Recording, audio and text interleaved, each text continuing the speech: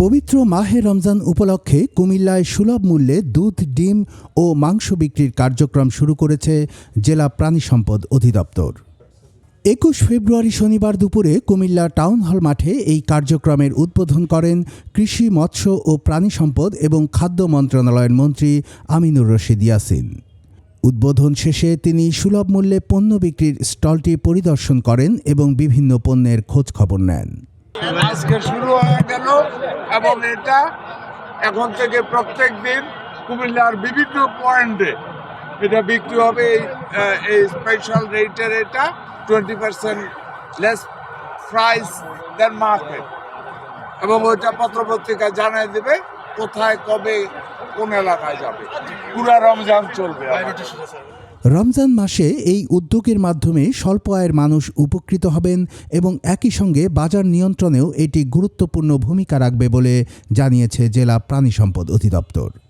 তারা জানায়, রমজান মাসে সাধারণ মানুষের কাছে স্বল্প মূল্যে প্রাণীজ আমিষ পৌঁছে দিতে এই কর্মসূচি নেওয়া হয়েছে।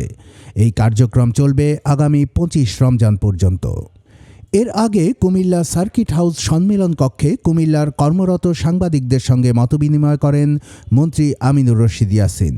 মতবিনিময় সভায় তিনি বলেন, একসময়ের ব্যাংক ও ট্যাঙ্কের শহর কুমিল্লা ছিল নানান ঐতিহ্যে সমৃদ্ধ। শিক্ষা ও সংস্কৃতিতে সমৃদ্ধ এই জেলার হারানো ঐতিহ্য ফিরিয়ে আনতে তিনি কাজ করবেন। পাশাপাশি দ্রুত সময়ের মধ্যে কুমিল্লা বিভাগ বাস্তবায়ন সহ কুমিল্লাকে এগিয়ে নিতে নানা উন্নয়ন পরিকল্পনার কথাও তুলে ধরেন তিনি। এ সময় উপস্থিত ছিলেন কুমিল্লার জেলা প্রশাসক মোহাম্মদ রেজা হাসান, অতিরিক্ত পুলিশ সুপার রাশিদুল হক চৌধুরী সহ ঊর্ধ্বতন কর্মকর্তাবৃন্দ। আমি আপনাদের সাথে কুমিল্লার সমস্ত মানুষের সাথে একমত পোষণ করছি। আমি মনে করি কুমিল্লা বিভাগ পাওয়ার যোগ্য, এটার সবকিছুই হয়ে আছে, সামান্য একটু জায়গায় আটকা আছে। এটার ব্যাপারে আমার যতটুকু ভূমিকা রাখা প্রয়োজন কুমিল্লাবাসী হিসাবে আমি আপনাদের সহযোগিতা চাই। অতীতের ব্যাংক ট্যাঙ্ক সুন্দর এডুকেশন সিটি কুমিল্লা আবার গড়ে তোলার প্রশ্নে আপনারা যদি সহযোগিতা করেন, আপনাদের সাথে একসাথে কাজ করতে চাই।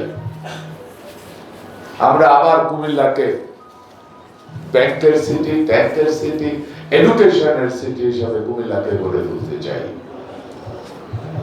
কুমিল্লার কাগজ, নিউজ ডেস্ক।